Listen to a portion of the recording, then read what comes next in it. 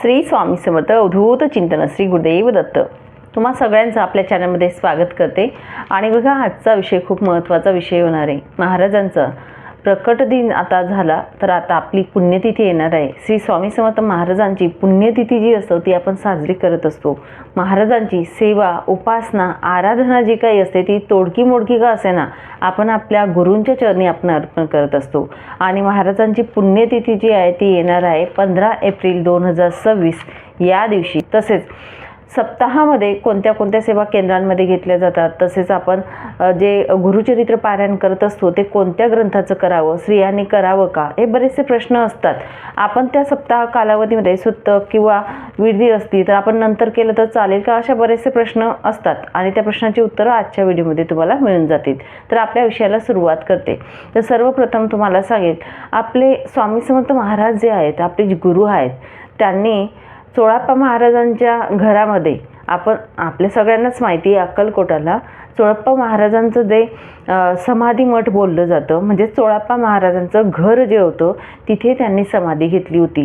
हे आपलं तुम्हाला कुठे नाही तर श्री स्वामीचरित्र सारामृत जो छोटासा ग्रंथ आपण म्हणत असतो त्या ग्रंथामध्ये वर्णन केलेलं आहे। अगदी सुंदर पद्धतीने वर्णन केलेलं आहे।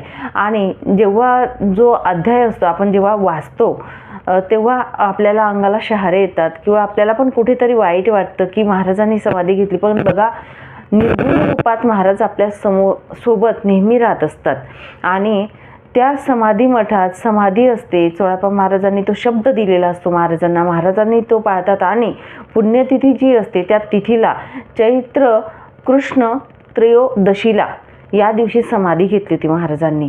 आणि तो तिथी जो असतो तो पुण्यतिथीचा असतो। त्या दिवशी आपण महाराजांची उपासना करायची असते। या 7 दिवसांच्या कालावधीमध्ये जागृत स्वरूप अतिप्रमाणात असतं आणि आपल्याला त्या दिवसांमध्ये या सेवा करायच्या असतात।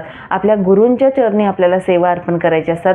गुरूंच्या चरणी आपण अजून जवळ जाऊ हा प्रयत्न आपला असतो, आपला एक अट्टहास असतो। बघा, उपासना करणं म्हणजे आपल्या स्वतःसाठीच नाही तर आपल्याला गुरु समजून घेण्यासाठी उपासना करणं खूप महत्त्वाचं आहे। हे खूप महत्त्वाचं ठरत असतं।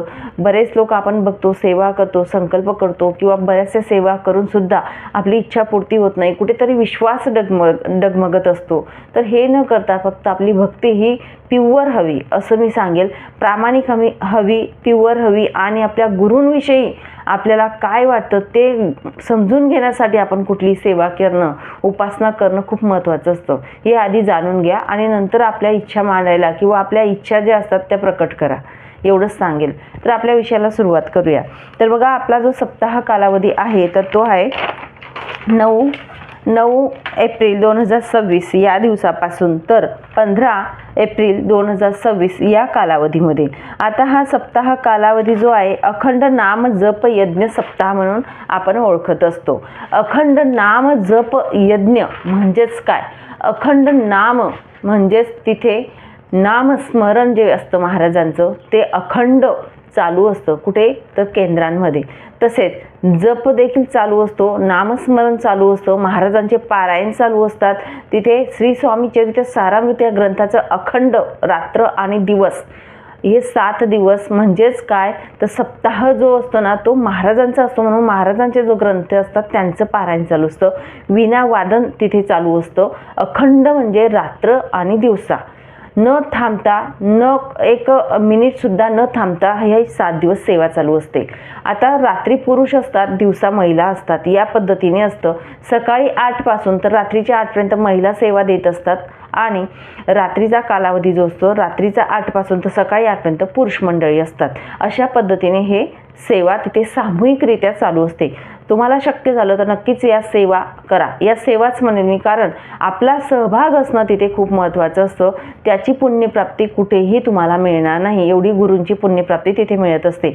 आणि त्याला प्रहर सेवा म्हटलं जातं। हा प्रहर केल्याने हे लक्षात घ्या, प्रहर म्हणजे काय? महाराजांच्या मठामध्ये केंद्रामध्ये प्रहर करणं म्हणजे त्यांचं संरक्षण, ज्या पद्धतीने आपल्या महाराज संरक्षण करतात तर या 7 दिवसांच्या कालावधीमध्ये आपल्याला तिथे संरक्षण म्हणून एक वीणावादन किंवा ज्या काही गोष्टी सेवा मिळतील त्या आपल्याला करायच्या असतात। हे भाग्य आपलं समजावं आणि नक्कीच मठांमध्ये केंद्रांमध्ये सहभाग घ्या आणि तिथे सेवा द्या. तिथे बघा तुम्हाला या 7 दिवसांमध्ये अखंड यज्ञसुद्धा बघायला मिळतील. दररोजच्या दररोज गणेश याग, मल्हारी याग, दुर्गा सप्तशतीचा याग होत असतो, स्वामी याग, हे सगळे याग जे असतात 7 दिवसांमध्ये तुम्हाला मिळतील. यागची सेवा आपण जर पर्सनली घरी करायला गेलो, एक याग करायला, एकच यज्ञ करायला आपल्याला 20-25 हजार लागतात. पण आपल्या गुरुमाऊलींच्या कृपेने दिंडोरी प्रणित केंद्रांमध्ये सर्वसामान्य माणसाला हा याग मिळावा म्हणून वर्षातून 2 वेळा सप्ताह असतो. या 2 सप्ताहांमध्ये यागसुद्धा तिथे होत असतात आणि म्हणून आपण सहभाग घ्यावा. आपल्याला कुटुंबाला जाता आला तर नक्कीच जा. आणि जरी आपल्या घरातील एक व्यक्तीसुद्धा तिथे गेलं तर आपल्या परिवाराचं संरक्षण होत असतं. म्हणून आपण जावं. गणेश यागसुद्धा होतो. ज्या मुलांचं 12वी 10वीला आहेत अशा मुलांना नक्कीच गणेश यागासाठी बसवा. त्यांची बुद्धी प्रदान गणपती बाप्पा करत असतात. म्हणून बुद्धीची प्रगती व्हावी, अभ्यासात प्रगती व्हावी, उन्नती व्हावी, त्यांचं करिअर जे असतं ते पुढे प्रगतीला न्यावं म्हणून गणेश यागला नक्कीच आपल्या मुलांना तिथे न्यायचं आहे. ते मोठे असोत मुलं किंवा छोटे असोत, कितीही मोठे असलेत, म्हणजे परीक्षा वगैरे देत आहेत ते UPSC MPSC, त्या मुलांना सुद्धा चालेल. गणेश यागला जा. आणि आपण सुद्धा जायचं आहे. आपल्याला सुद्धा बुद्धीची आवश्यकता असते म्हणून आपण जाऊ शकतो. या पद्धतीने आपण याग यज्ञ जे असतं ते करायचं असतं. आता या 7 दिवसांच्या कालावधीमध्ये तिथे बघा सगळ्यात महत्त्वाची सेवा अजून एक असते. ती म्हणजेच कोणती, तर गुरुचरित्र पारायण ही सेवा असते. गुरुचरित्र पारायण जे असतं ते दिंडोरी प्रणित गुरुचरित्र जो ग्रंथ असतो या ग्रंथाचं पारायण होत असतं. कारण का बघा, हा ग्रंथ जो असतो बघा, हा जो दिंडोरी प्रणित ग्रंथ असतो, गुरुचरित्र बघून घ्या. तुमच्याकडे नसेल तर स्क्रीनशॉट घ्या. फक्त तुम्हाला सांगेल, आता बऱ्याच महिलांचा गैरसमज आहे, ताई हे माझ्याकडे आहे तो पिवळ्या कलरचा नाही, ऑरेंज कलरचा आहे असं सुद्धा म्हणत असतात. तर बघा तुम्हाला काय बघायचं आहे, ग्रंथ घेताना ऑरेंज असो किंवा पिवळा असो, इथे जे नाव दिलेलं आहे बघा वरती, इथे दिंडोरी प्रणित दिलेलं आहे. ठीक आहे, मराठी प्राकृत दिंडोरी प्रणित, हे महत्त्वाचं आहे. या ग्रंथामध्ये वाचन एकच असतं. फक्त हे जो बाइंडिंग असते ना, काही काही व्यक्तींची पिवळी असते, काही काही व्यक्तींची ऑरेंज कलरची असते. तर त्यामुळे घाबरू नका. तुमच्याकडे फक्त दिंडोरी प्रणित ग्रंथ हवा. महिलांना खास करून सांगेल, या ग्रंथाचं पारायण आपल्या केंद्रांमध्ये होत असतं. तर का, महिला पुरुष एकत्र बसून सामूहिक पारायण करतात म्हणून या एक ग्रंथाचं पारायण केलं जातं. आता बऱ्याच ठिकाणी बघा, जे संपूर्ण गुरुचरित्र पारायण आहे ते पुरुष मंडळी करतात, महिलांना ते चालत नाही, हे पण इथे सांगेल. कारण बऱ्याच ठिकाणी असं सांगण्यात येतं की महिला गुरुचरित्र पारायण करत नाही. तर बघा, मोठं गुरुचरित्र जे आहे, जे मुख्य गुरुचरित्र जे आहे ते महिला करू शकत नाही, ते फक्त पुरुषच करतात. त्यांना पुरुष जरी करतात तर पुरुषांना खूप नियम पाळून, सोहळं ओळं सगळं पाळून तो गुरुचरित्राचा ग्रंथ हाताळावा लागतो आणि खूप अवघड असतो. त्यामुळे तो पुरुष मंडळी करतात, ज्यांना शक्य आहे ते करत असतात. पण महिलांना तो करायला चालत नाही. महिलांच्या म्हणजे इच्छेसाठी किंवा महिलांना आतुरता आपल्या गुरूंची असते जाणून घेण्यासाठी, दत्त महाराज जाणून घेण्यासाठी किंवा स्वामी समर्थ महाराजांच्या लीला ज्या असतात ते जाणून घेण्यासाठी आपला हा जो ग्रंथ आहे, छोटा ग्रंथ प्रकाशित करण्यात आला. यामध्ये काही जे अध्याय आहेत ते वगळण्यात आलेले आहेत, जे महिलांना हानिकारक असतात किंवा महिला वाचू शकत नाही असे जे अध्याय असतात, त्या अध्याय वाचनाने महिलांच्या प्रकृतीवर परिणाम होतो, गर्भाशयावर परिणाम होतो, म्हणून ते अध्याय वगळण्यात आलेले आहेत.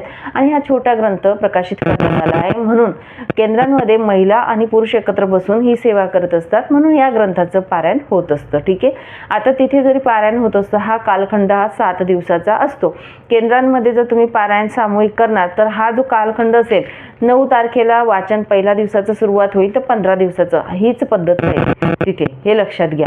आपल्याला घरी जर पारायण करायचं आहे, तुम्हाला शक्य नाही, केंद्र किंवा मठ तुमच्या घराजवळ नाही, सामूहिक सेवा शक्य नाही आहे तुम्हाला, तुम्ही तुमच्या घरामध्ये नक्कीच गुरुचरित्राचं पारायण करा असं मी आवर्जून सांगेल. शक्य झालं त्यांनी करत.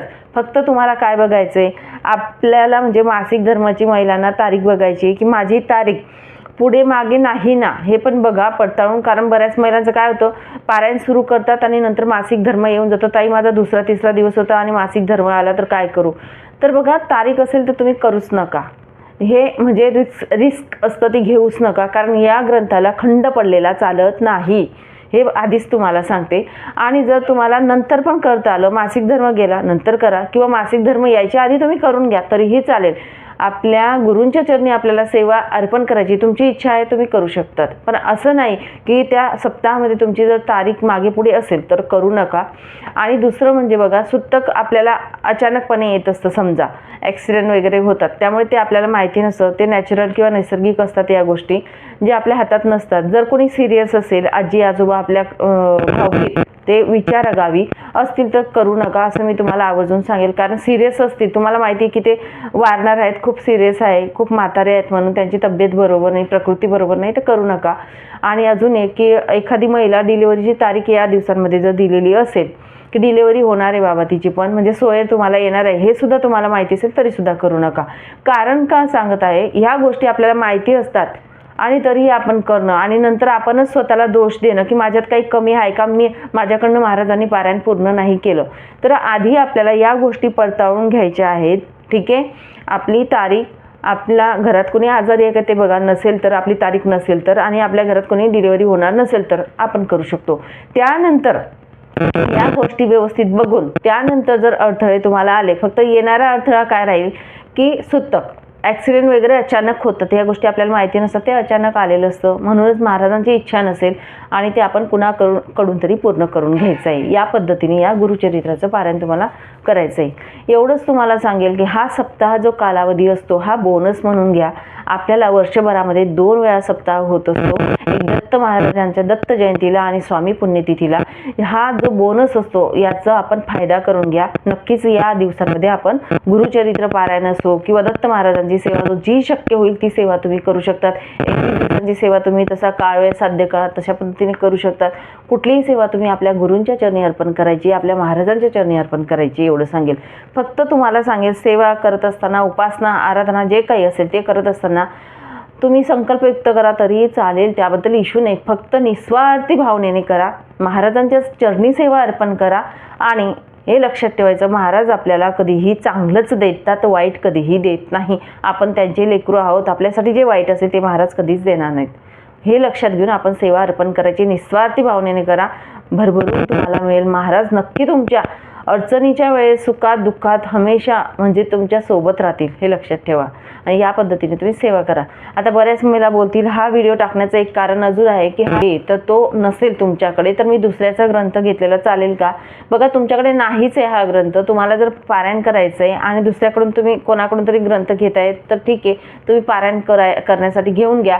जेव्हा आपण वापस करत असतो त्यांना ग्रंथ, तेव्हा इथे दक्षिणा तुम्ही ठेवून द्या. भले 21 रुपये 51 रुपये या ग्रंथामध्ये दक्षिणा ठेवून रिटर्न तुम्ही करू शकता तो ग्रंथ. या पद्धतीने करा. कारण मी स्वतः केंद्रामध्ये जेव्हा बसली होती भागवत पारायणला, तेव्हा माझ्याकडे तो ग्रंथ नव्हता आणि केंद्रात पण मिळत नव्हता, संपलेले होते. मग तेव्हा मी त्या पद्धतीने केलं, म्हणून तुम्हाला पण त्या पद्धतीने सांगेल. तर या पद्धतीने तुम्ही पारायण करू शकता. ज्यांच्याकडे ग्रंथ नसेल त्यांना जर मागवायचा असेल तर मी नक्कीच नंबर देईल. त्यांचा नंबर दिल्यानंतर त्या नंबरवर कॉन्टॅक्ट करा, तुम्हाला ग्रंथ जो आहे तो पार्सलद्वारे मिळून जाईल. तर तुमच्याकडे ग्रंथ नसेल तर मागून घ्या. फक्त एवढं सांगेल, तर कव्हर जे असतं कव्हरवर जाऊ नका, पिवळा पाहिजे की ऑरेंज पाहिजे. तुम्ही फक्त डिंडोरी प्रणीत जो आहे तो ग्रंथ महिला करू शकतात, हे लक्षात ठेवायचं. मोठा ग्रंथ कुणीही वाचू नका महिलांनो, उगाच तुम्हाला त्रास होईल असं म्हणजे करू नका. आणि शेवटी महाराजांची इच्छा असते कोणाकडून काय करून घ्यायचं काय नाही. जरी तुमच्या पारायणामध्ये अडथळा आला, काही प्रॉब्लेम आला, तर हे लक्षात ठेवा, अजून आपल्याला सक्षम होण्यासाठी वेळ आहे. महाराजांची सेवा करण्या इतपत आपल्याला बळ कमी पडत आहे ना, आपण ते आणायचं आहे. स्वतः संघर्ष करायचं की कसं मी पारायण करू, आणि त्या म्हणजे आपली जी लायकी असते ती आपल्याला बनवायची असते. महाराज आपल्याकडून करून घेणारे असतात, आपल्यात काहीतरी कमी असेल म्हणून आपल्याकडनं झालं नाही, हे लक्षात ठेवायचं. असं काही दुःख वाटू देऊ नका, अजून आपण प्रयास करायचा आहे. ज्या पद्धतीने एखादी परीक्षा देत असतो, परीक्षेच्या वेळेस आपल्याला 1-2 मार्क्स कमी पडले तेव्हा कसं वाटतं, त्या पद्धतीने हे पण आहे. अध्यात्मामध्ये तुम्हाला जरी पारायण महाराजांनी करून घेतलं तर काही हरकत नाही. खूप दिव्य असा ग्रंथ आहे, 5वा वेद म्हणून ओळखला जातो, आपण सगळ्यांनाच माहिती आहे. आणि स्वामी समर्थ महाराजांच्या या सप्ताह कालावधीमध्ये जो कोणी दत्त महाराजांचं गुरुचरित्र पारायण करत असतं त्यांना नक्कीच संकेत रूपात शुभ आशीर्वाद मिळत असतात. आणि हे शुभ आशीर्वाद म्हणजेच आपली प्रगती, आपली जी अध्यात्मामध्ये प्रगती असते त्याचं एक संकेत रूपात आपल्याला घ्यायचं असतं. याचा कुठेही कोणताही अर्थ लावू नका. अडथळे आहेत, प्रॉब्लेम आहेत, आपल्या आयुष्यात येणारच आहेत. एक प्रॉब्लेम गेला की दुसरा येऊन उभा राहतो, त्याबद्दल इश्यू नाही. पण हे लक्षात घ्या, आपली प्रगती होत आहे याचं संकेत आपण रूपात घ्यायचं. आपल्या गुरूंना आपली सेवा आवडत आहे, आपल्या गुरूंच्या चरणी आपली सेवा अर्पण छान पद्धतीने होत आहे, त्यांना आवडली हे लक्षात घेऊन आपण अजून अध्यात्मामध्ये एक पाऊल पुढे जात असतो. याचा अर्थ अशा पद्धतीने घ्या. आणि अडचण आली म्हणजे त्याला आपण सक्षमपणे एक भक्कमपणे त्या अडचणीला तोंड देत असतो. कारण का अध्यात्मात आपली प्रगती होत असते, महाराज आपल्या पाठीशी उभे राहत असतात. म्हणून हे लक्षात घेऊन आपल्याला या गोष्टी करायच्या असतात, उपासना करायची असते. आणि आपला जो सप्ताह कालावधी येणार आहे, नक्कीच त्या सप्ताह कालावधीमध्ये सहभाग घ्या. सहभाग का घ्यायला सांगत आहे, कारण आपल्या घरामध्ये आपण एक पारायण करतो, पण केंद्रांमध्ये जर आपण बसलो, आता आम्ही मागच्या वेळेस बसलो होतो 108 लोक बसलो होतो, तर 108 लोकांचं पारायण म्हणजे 108 पारायण आपले सामूहिकपणे होत असतात तिथे. हे लक्षात घ्या. आपण घरी जर केलं तर एकच पारायण होईल. केंद्रांमध्ये जर करत असलो तिथे जेवढे लोक असतात, 50 असू द्या 60 असू द्या, तेवढे पारायण आपले एकत्र होत असतात सगळ्यांचे. म्हणून आपण हे पारायण करायचं आहे. सामूहिक करता आलं तर नक्कीच सामूहिक करा, नाही शक्य झालं तर आपल्या घरात करा. ठीक आहे. याविषयी आपले सगळे व्हिडिओ येतील, नक्कीच बघा. आणि आपल्या चॅनलला अजून सबस्क्राईब केलं नसेल तर नक्कीच सबस्क्राईब करा, कारण येणारा प्रत्येक व्हिडिओ हा तुमच्यापर्यंत लवकरात लवकर येईल. चला मग इथेच थांबते, नंतर अजून भेटेल अशाच व्हिडिओसोबत. श्री स्वामी समर्थ. अवधूत चिंतन. श्री गुरुदेव दत्त.